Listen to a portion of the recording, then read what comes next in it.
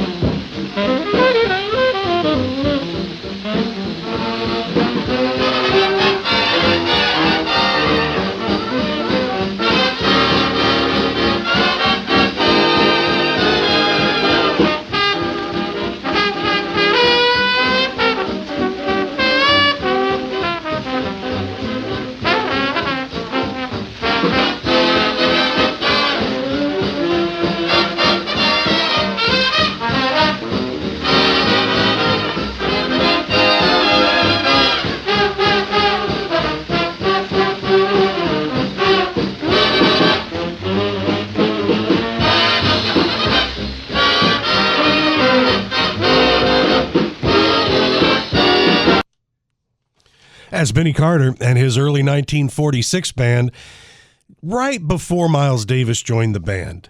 And if you're just joining us, I'm Ken Poston, sitting in today doing the special noon sketches of Miles that we do every weekday, and we'll be doing every weekday all the way through August, as it is a major part of our Miles 100 radio.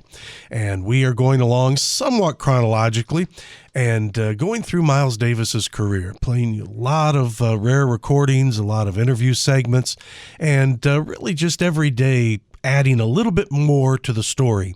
And yesterday, Lauren Schoenberg did a wonderful program on Miles Davis's second sideman session that happened with Charlie Parker in November of 1945. And sides that would really first start to gain Miles Davis some notice, especially his solos on Billy's Bounce and Now's the Time would start to make people aware of him. But right after that, not very long after that particular Savoy session that Lauren featured yesterday, Dizzy Gillespie took Charlie Parker and an all-star group to Los Angeles to open at Billy Berg's Vine Street nightclub. And so they jumped on the train at Pennsylvania Station and met Al Haig once they got there. Once they got to Los Angeles, Al Haig was already there. And the rest of the group, with Charlie Parker and Milt Jackson, Ray Brown, and Stan Levy, and Dizzy and Bird, all took the Super Chief out of Pennsylvania Station, and then changed trains kind of accidentally to a slower train once they got to Chicago.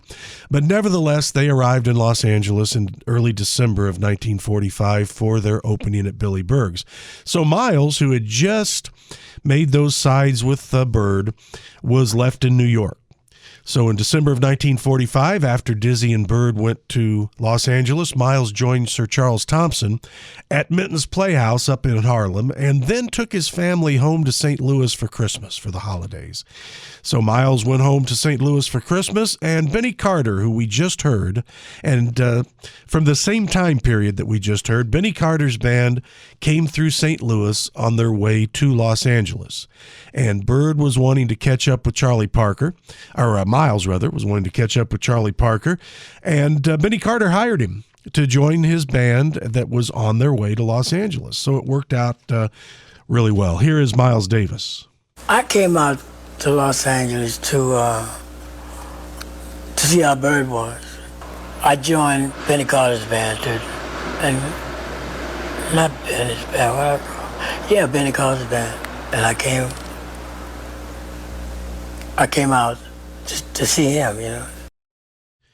So Miles got to Los Angeles with Benny Carter about February of 1945. Not too long after Dizzy Gillespie and the Billy Bergs engagement was over, and Dizzy and the rest of the band went back to New York, except for Bird. And Bird didn't show up, cashed in his plane ticket, and for a little while, no one really knew where he was. They knew he'd stayed in Los Angeles, but Bird disappeared into the West Coast for a period of time. So lucky for Miles, who had somewhat followed Bird out to Los Angeles with Benny Carter, Bird did not go back to New York, so he was there. Now, another thing that happened when Miles got to the West Coast was he discovered, as Charlie Parker and Dizzy Gillespie had, is that there were a young group of musicians that played modern music and had been together for several months leading up to the Bebop Invades the West invasion of Dizzy Gillespie's group at Billy Berg's. But Howard McGee, Teddy Edwards, Sonny Criss, Hampton Hawes, a number of young musicians were already on the West Coast scene. And it was Howard McGee, Sonny, what's Sonny's name? Yeah, I think it was that. And Roy Porter. Yeah, Roy played something like Art Blakey. He had that same thing, you know, that same drive. But it was just Bird and Howard McGee and Teddy Edwards. You know, they didn't quite know how to play like that. But to play like that, first place, you have to play like we play, you have to learn theory, you know. The theory is really, I mean, they couldn't play like that. Howard couldn't play like that, but they tried. That's Miles talking about the young musicians who were already on the West Coast playing bebop at the time. And Miles is misremembering or exaggerating a little bit, because if you actually listen to those Howard McGee recordings that happened throughout 1945 prior to the arrival of Dizzy Gillespie and Charlie Parker, they had it together pretty well. But in any event, Charlie Parker stays behind. Miles is able to track him down, and Bird gets a job at the Finale Club, which was in what was then the Bronzeville section of Los Angeles. It had been Little Tokyo, but during World War II, Little Tokyo, many of the Japanese Americans who all owned businesses and lived and owned businesses in Little Tokyo were all sent to internment camps, and a lot of African American businesses came in and took over, including the Finale Club. The Finale Club was basically an after-hours club, and Bird was able to play, and Miles then was able to rejoin him and play with him at the Finale Club. And lucky for us, there is one broadcast that has survived, or at least I should say been discovered, from March of 1946 with Charlie Parker and Miles Davis, Joe Albany, one of the young West Coast piano players, Addison Farmer on bass, and Chuck Thompson on drums. And there's a good-sized broadcast that survives from that. The quality, unfortunately, is not great. From a historical standpoint, I'm going to include something from it, and especially because Miles really plays well on this, as you'll hear. All the Things You Are is the one we're going to hear. Finale Club in the Bronzeville section of Los Angeles, March of 1946. Charlie Parker and his quintet featuring Miles Davis.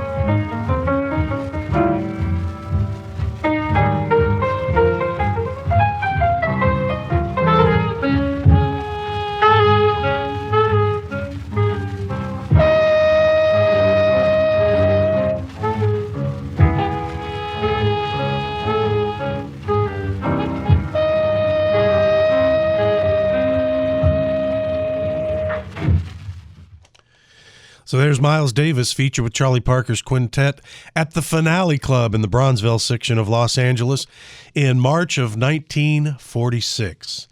And Miles had come out to the West Coast with Benny Carter. Worked the month of February. Benny was working downtown at the Orpheum Theater, which at that time period, the downtown theaters always had big bands that would play. And Benny played the entire month at the Orpheum, and then he actually broke up the big band. So Miles had worked his way with Benny out to Los Angeles, and then Benny broke up the band. But Benny would kind of form a small group to work some of the local clubs, and he would hire Miles for those too. As a matter of fact, we'll hear from some of that coming up. But what happens next is Miles's next commercial recording session, this time with Charlie Parker. And it's for the Dial label, the brand new Dial label that had been founded by Ross Russell. Ross Russell had been in the Merchant Marine, and Ross opened a music shop, a record shop on Hollywood Boulevard called Tempo Music. And the Tempo Music Shop became kind of a headquarters for modern music.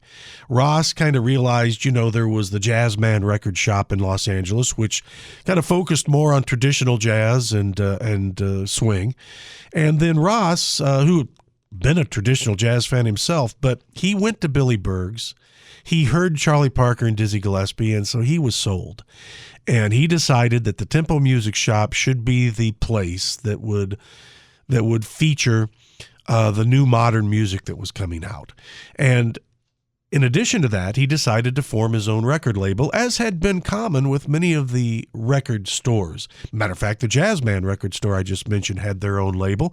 New York stores like Commodore and many others had formed labels as well. So Ross decided he was going to form his own label, and he formed Dial Records. And he really wanted to record Charlie Parker, and he wanted to record the group with Dizzy Gillespie. But he tried to get the first recording session together.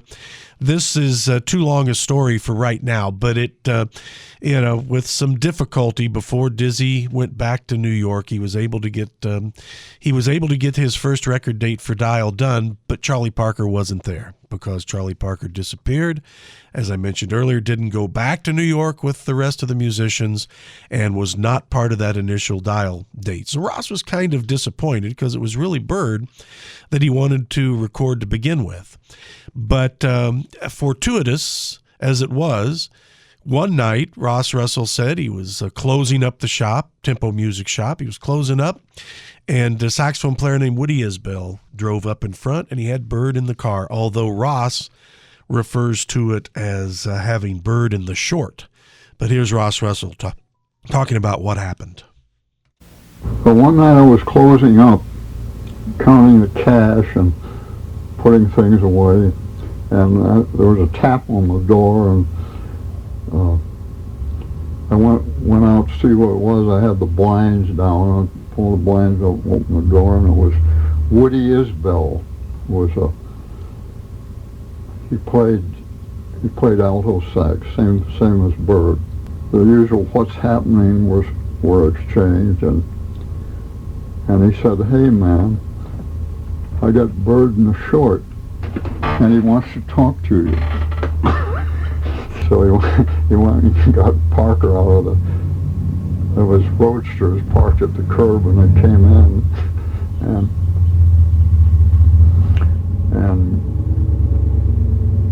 Bird seemed fairly cool, but it's kind of hard. It's always hard to tell with Bird, And he wanted to know about the new label. He said, "Yeah." He said, I said, "I got the license now, and I've got enough money to make about 2 record dates, scale, half of them scale, and an extra $100 for the leader." And he said, "Well, that's cool. Then as we talked, I could see that he was unhappy about, he said records like Salt Peanuts, and they were all right then, but he said, "I don't want to make any more records like that, and I don't want to make any more records with Diz." He said, that's not my kind of music. He said, I'm not able to play the things I want to play with that kind of a setup. Well, we finally worked out an arrangement. I said, all right, if you'll sign an exclusive contract with Dial, I will give you my word that we will use the best possible studio. 2, that you will have complete charge of the selection of the sidemen, only the people that you want. And we won't play any more ballads, we won't play any more salt peanuts, things like that. We'll play your originals. Your originals, your band, and the terms that I mentioned. So we wrote that out in the counter at Temple Music Shop, and I had the wit to put in a clause giving me a second year option, which is a very fortunate thing. And we both signed it and dated it, and I think it might have been witnessed. I'm not sure. But anyway, and I showed it to Marvin, and he said, yeah, this will do. It's a legal document. So I lucked out. You know, I had the most important musician of the period under contract who a label is hardly off the ground. That's Ross Russell, and talking about getting Dial Records going and actually getting the musician that he wanted in Charlie Parker, signing him to an exclusive contract, and very quickly got the first session with Charlie Parker together for March 28th, 1946 for Dial Records, and Bird was able to put, as Ross promised, Bird was able to put together the group he wanted.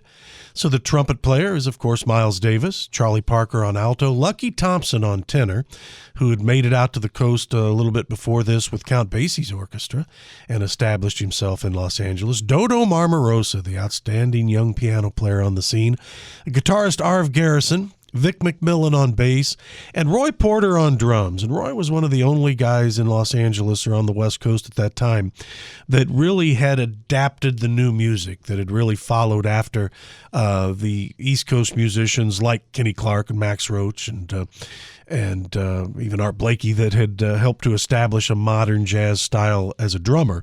And Roy was the guy that is on most of these sessions because of that very reason.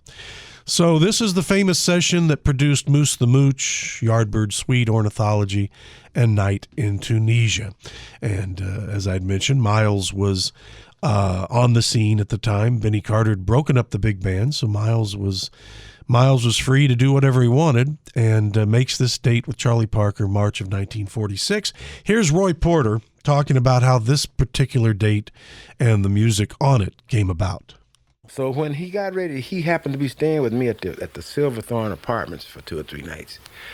The day we did the Night in Tunisia, Ornithology, Moose the Mooch date was in the day, but he happened to be staying there with me. So we rode out in my car from 35th and Maple on the east side to radio recorders out on Santa Monica Boulevard.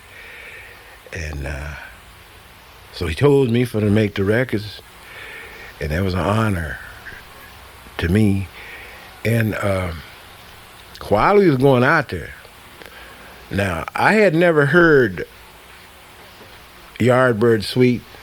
I had never heard Moose the Mooch played before. So, and he was working on something while I was driving. See, a lot of people talking about Bird didn't write music and all that. Bird. So I'm pretty sure I've said this in books and in articles that Moose the Mooch was written in my car. And I was still kind of back that up either because I had never heard Moose the Mooch before until we went in the studio and played it. And I know he said we needed another tune. And he finished something out. And we did those 4 things. See, at that time it was 78s. And a recording session was 4 sides, which was to be done in 4 hours. And sidemen got $40-some for, in other words, at the time, $10 and something an hour, you know. So those things were made. We not knowing that there was that night in Tunisia, Ornithology, Moochie, and Yardbird Suite was going to become monster hits. I had no idea, and I don't think Bird did either. So that's how that was done.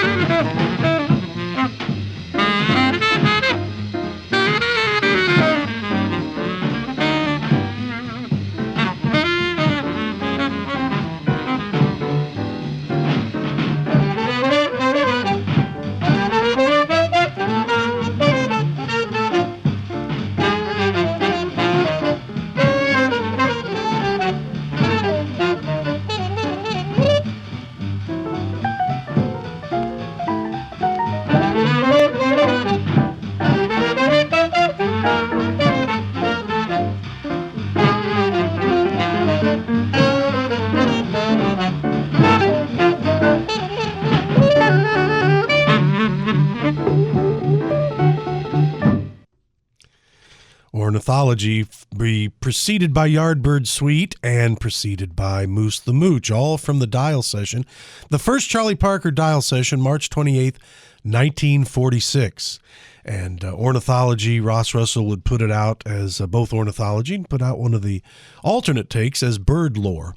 And Ross did that quite a bit with Dial. As a matter of fact, Ross, one of the early record labels that would do that. But again, looking at Bird as so much of a genius, Ross Russell thought it was important that some of the alternates came out, and especially when we get to the long-playing records, you would find a lot of these. But one of the early things that he did happens next, and that is something that was incredibly unorthodox at the time period. He issued actually a 48-second introduction to Night in Tunisia, which is the fourth tune from the March 28th, 1946 Dial session. Night in Tunisia was issued as the famous alto break. And that famous alto break was, again, the guys were having trouble with Night in Tunisia. And they were having trouble getting it together. They were having trouble coming in on time because Bird would do a break in the beginning. And, Bird, it was hard to hear where to come in. And so the one break that Bird especially was real happy with kind of fell apart. And so Ross Russell actually issued it as the famous alto break. So we're going to hear that break. But then we'll hear from Ross Russell talking about it. Then we'll hear the drummer Roy Porter. And then we'll hear Night in Tunisia, we'll hear the master take of Night in Tunisia. But that's the sequence that we're going to hear. And between Ross Russell and Roy Porter, they kind of explained how they were able to finally get it together. But first we're going to hear that break, which is a little less than a minute, and then we'll hear the explanation of it, starting with Ross Russell, the owner of Dial Records and the producer of this particular session, and then we'll hear from the drummer Roy Porter. If you're just joining us, I'm Ken Poston doing the special Sketches of Miles today. Today it is Yardbird Suite, and it is the point when Miles Davis joined Benny Carter's orchestra, came to Los Angeles, and was able to kind of follow Bird to Los Angeles and work with him a little bit during this time period.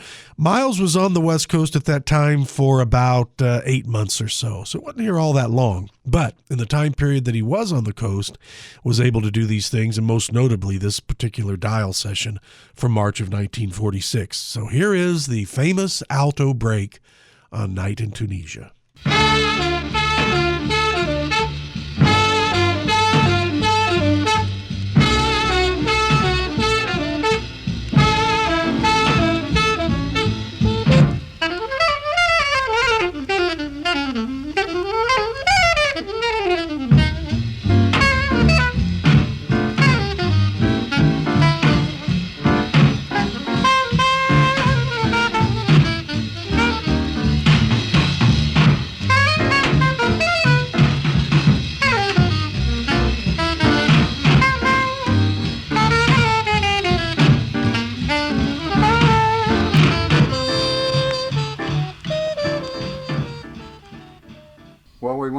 went through it the first time, and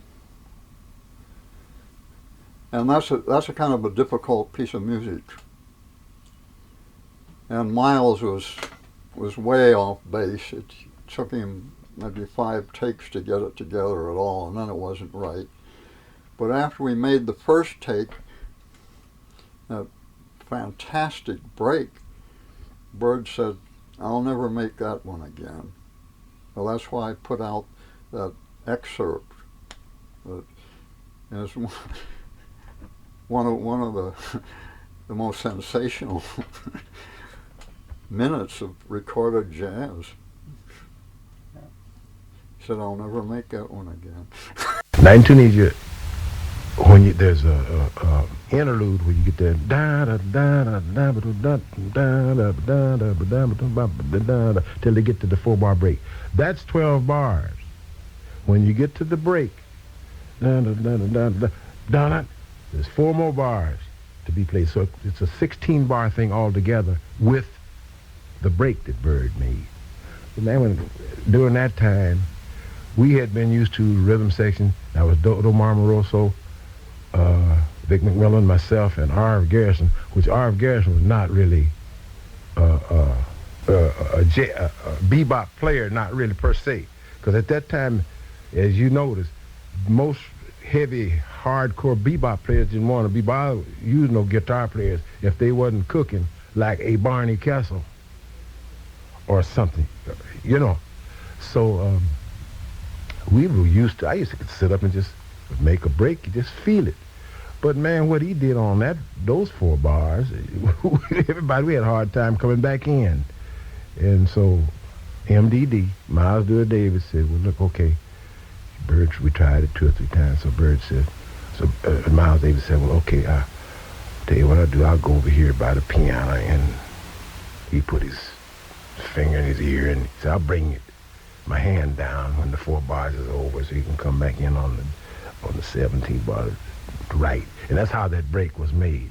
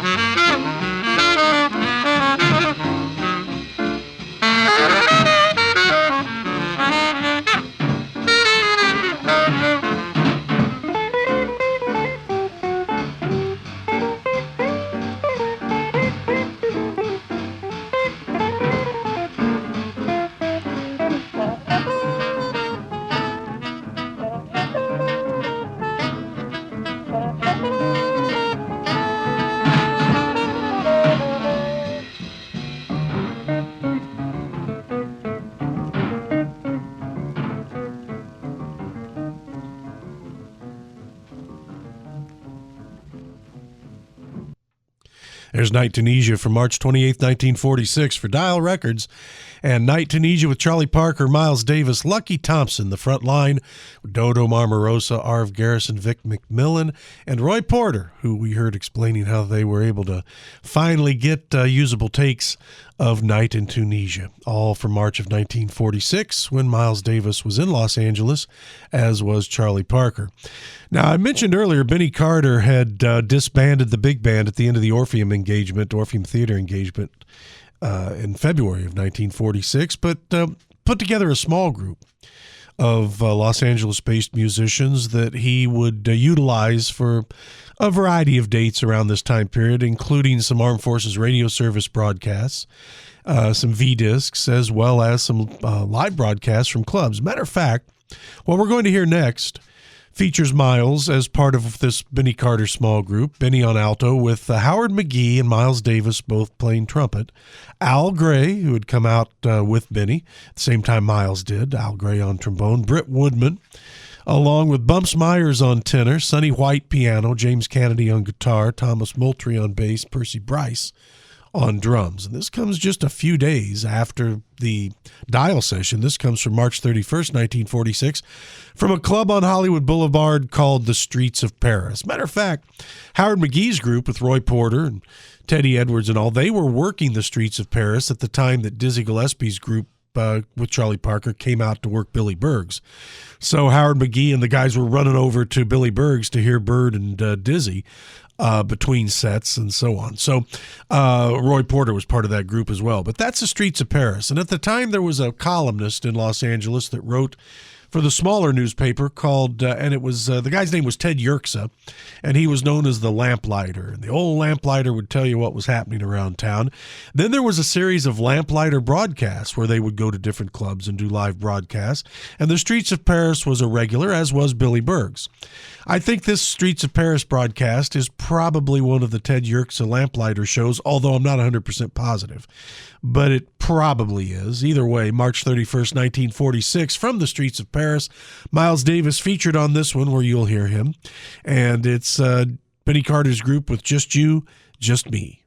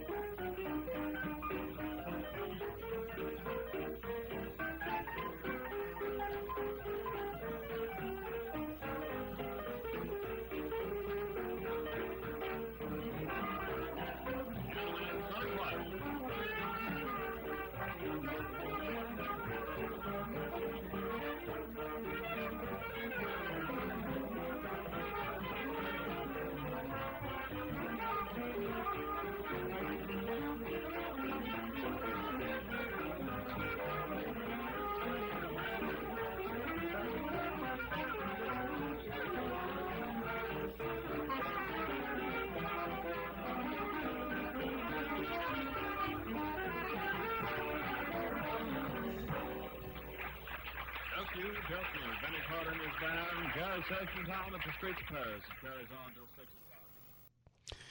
From the streets of Paris in Los Angeles, right on Hollywood Boulevard, March 31st, 1946, Miles Davis featured on Just You, Just Me with Benny Carter's small group. And like I had mentioned, Benny Carter and even larger band that Benny would put together would do some of the Armed Forces Radio Service broadcasts at that time period as well. Now, after that happened, Miles was, Miles was able to get some of these jobs with Benny Carter and had been working there at the Finale Club with Charlie Parker, but the Finale was shut down around this time period. Now, real quick, I'll mention prior to the Finale shutting down, there was a concert, kind of a legendary concert that took place on the UCLA campus that was the Carver Club. And Fran Kelly wrote for Downbeat or Metronome, one of the two. Anyway, she wrote some reviews and articles and things.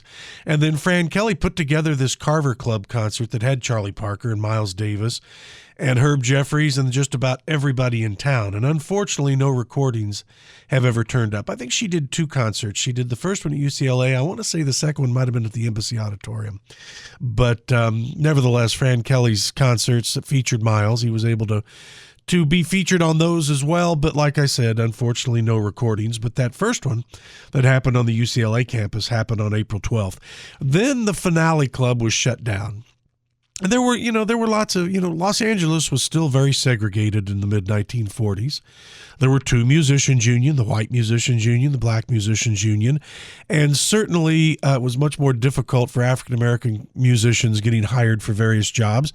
And there would be a lot of hassles that would go on with certain nightclubs, and especially somewhere like the Finale Club that was in the Bronzeville section, which had been Little Tokyo, but at this point was Bronzeville. There were things happening all the time, and there was some heat that came along, and the Finale Club was shut down. And Miles was not oblivious to the type of goings on that he was experiencing. The union was black, and they had a white union. And guys in the union hated the way we played. If we'd get a job that say, like an after hour, like jam session or something, they would come in, say we couldn't play because they didn't like the style was a threat to them. Was the Honey Dripper was out. That was and we didn't play like that. The only guy that I liked in that union was Paul Howard. And it was very difficult out there then. I mean, you know how it is in Los Angeles not to have a car, right? It was the same thing, being a musician and not having a job when there were jobs around for us, because it was, like even once a week they had jam session, but they didn't like us. That's Miles Davis. You're listening to Sketches of Miles here on Miles 100 Radio. I'm Ken Poston.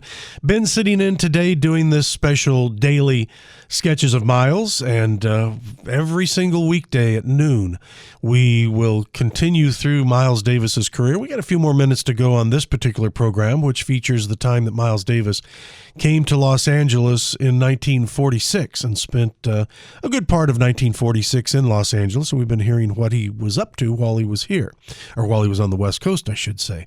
But nevertheless, Miles Davis working the Los Angeles area during this particular time period. And tomorrow, be sure and tune in, because tomorrow, our first guest host, we got a variety of different folks doing these noon specials.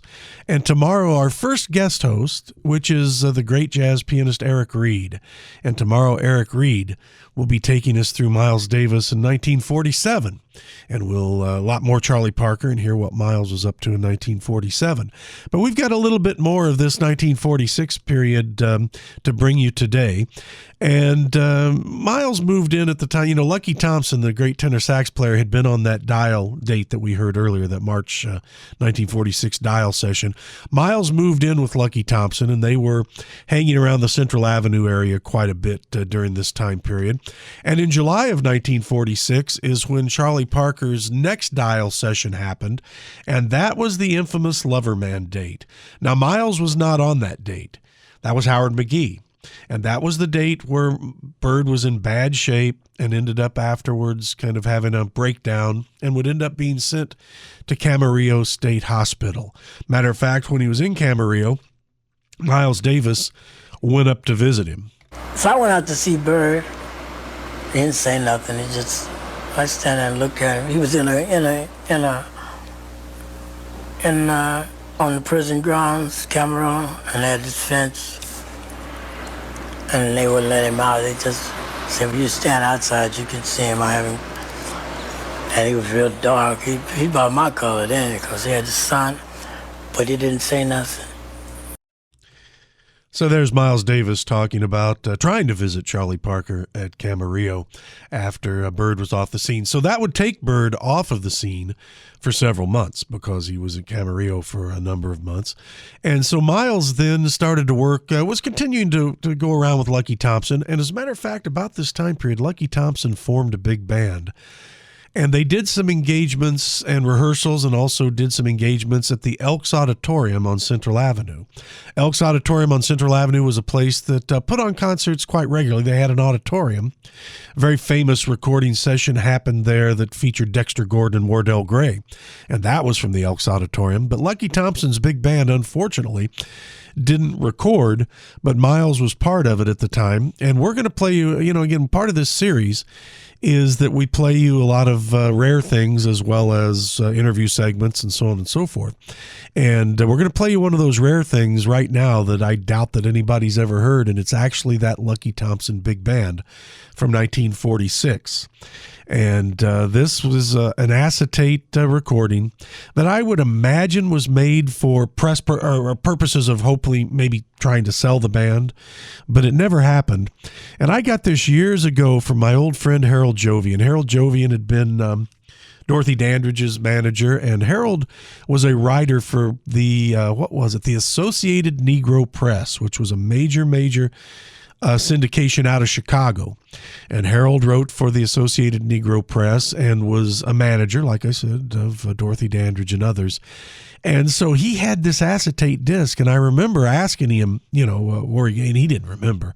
But the fact he was part of the press and leads me to believe that that's probably why they had sent one to him. But as far as I know, this is the only one that's ever turned up anywhere. And as I said, I don't think anybody's ever heard it. So it's just a two-sided acetate. We're going to hear the side that features the tune Lover. And you really don't hear Miles. He's in the trumpet section, but you hear Lucky Thompson most certainly.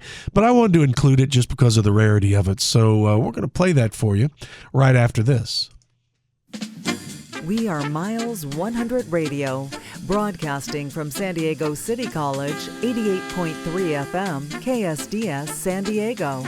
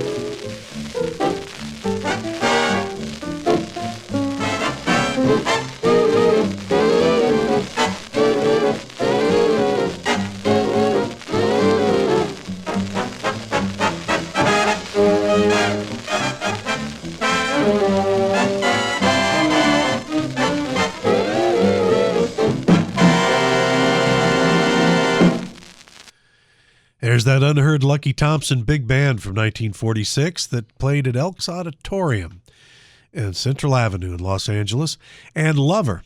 And I don't know who did the arrangement. All very nice, though. And here's Lucky Thompson featured. Miles there in the trumpet section.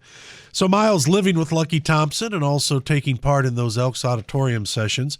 And then Billy Eckstine came to town in September of 1946. Now, Billy Eckstine's big band, one of the pioneer modern jazz bebop big bands, if you will, although, of course, most of what Billy Eckstine's band did was playing arrangements that featured his vocals, but there were instrumentals in the book as well, and it was one of the pioneer bebop big bands. And that earlier band that came through St. Louis, Miles Davis, as a young guy, was able to sit in with them and replace Buddy Anderson. Buddy Anderson, the trumpet player from Jay McShann's band, that had been a contemporary of Charlie Parker's at the time. Buddy Anderson was a really forward-looking, really outstanding trumpet player, but he came down with tuberculosis, which was, very, very serious in those days, and came down with tuberculosis, survived it, but really he didn't play trumpet anymore after that, and he was convalescing for a long time. So in St. Louis, a couple years earlier, they had to call, when Buddy Anderson became stricken, they had to call upon young Miles Davis to sit in with him. Well, now a couple years later, as Miles is in Los Angeles, Billy Eckstine's band arrives, and they're there to do an engagement. Let's see. First of all, they play the Lincoln Theater, which was also on Central Avenue, although Lincoln Theater's not all the way down there in the 40s. The block that we think of as the Central Avenue, kind of the block where all those clubs were and the Elks Auditorium and so many things happened, are down in, 41st, 42nd, 43rd Street. The Lincoln Theater, which was the major theater in the black community that would do shows as well as, many other things. Building is still there. I think it's a church now, but the building is still there. But it's closer to downtown Los Angeles. It's more like in the 20s, more in the 20th Street blocks. In any event, they were there to play the Lincoln Theater. And then after that, they went into one of those downtown theaters, the $1 Million Theater. Is where Billy Eckstine's bebop big band went. But Fats Navarro had been the featured trumpet player with Billy Eckstine's band at that point, but Fats didn't want to come out to the West Coast. Fats stayed in New York. So when Billy got to Los Angeles, he hired Miles Davis to replace Fats Navarro. And they did a couple of recordings for the national label in October of 1946, October 5th. And October 6th, 1946, the orchestra at this time included Miles Davis in the trumpet section. Jerry Valentine, one of the primary arrangers for the band, was there in the trombone section. Sonny Stitt, Gene Ammons, both Frank West and Cecil Payne, all in the saxophone section. Linton Garner, brother, on piano. Connie Wainwright on guitar. Tommy Potter on bass. And Art Blakey on drums. And one of the things they recorded, and really not too many featured solos on this, but I wanted to include it since Miles is in the band, and this is Oop Bop Shabam, October 5th, 1946.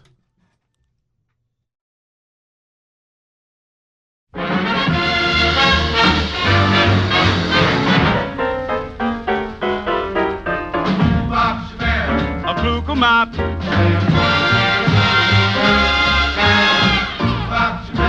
A fluke-em-up.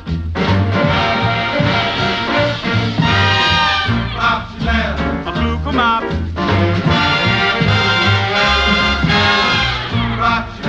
A fluke-em-up.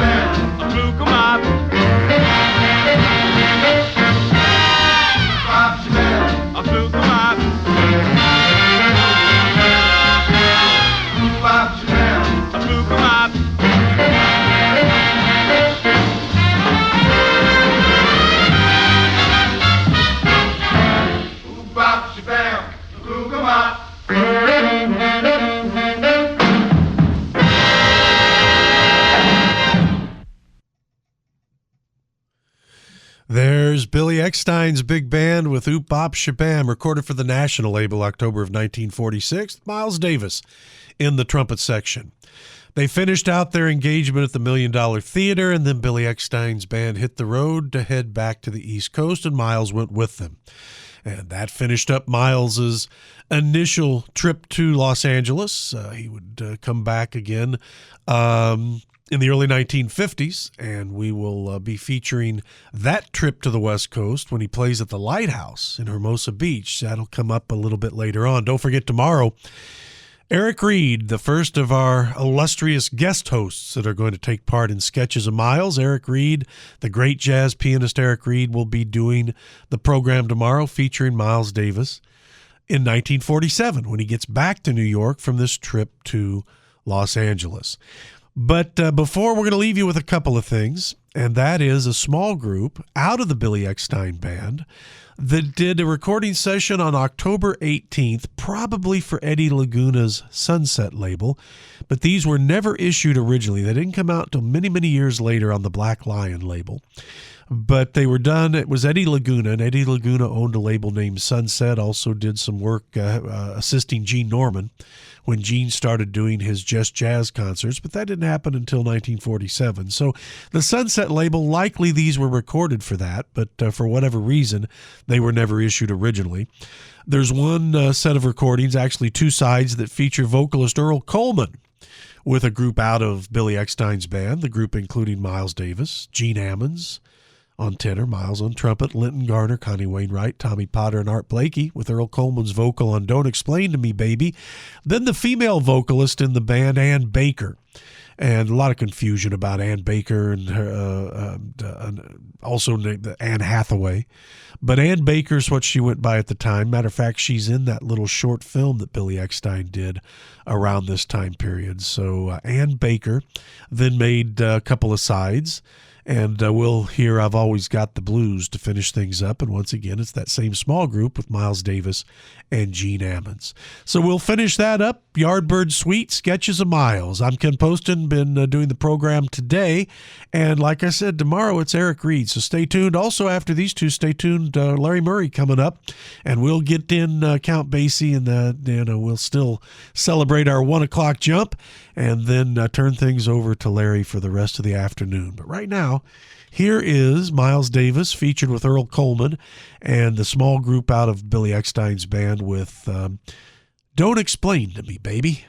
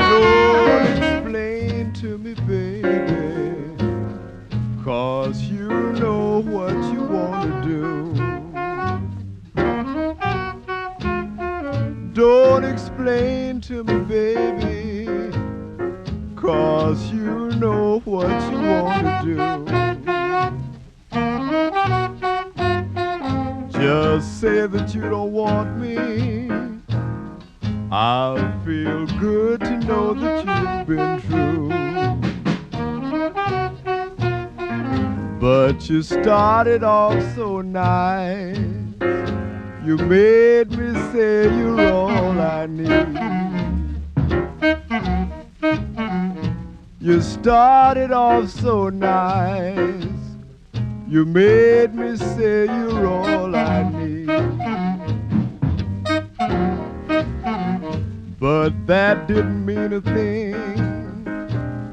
It only was a real cool lead.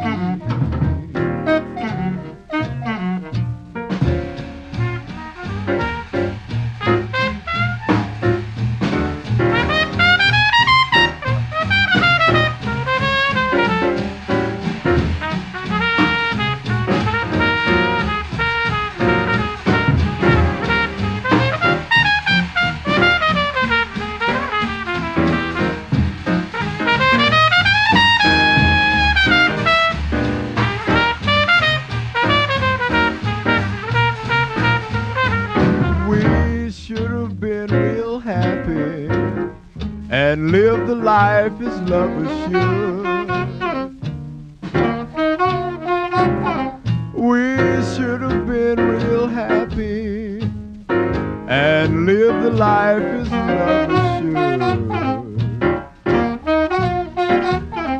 But to you it was just a plaything, and you didn't mean me no good.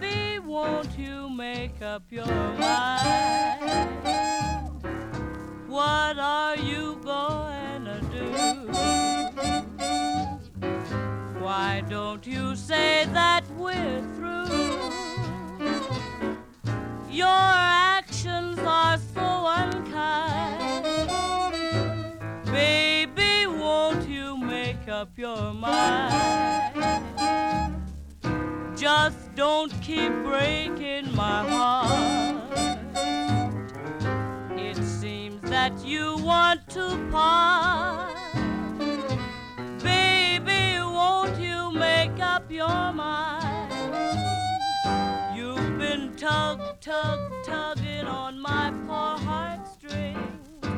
You've been pounding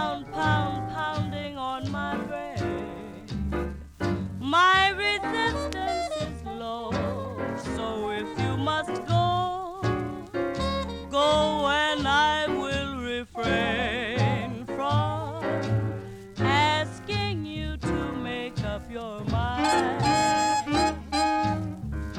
I'm tired of playing this game. I've suffered just enough pain. Baby, won't you make up your mind? Baby, won't you make up your mind?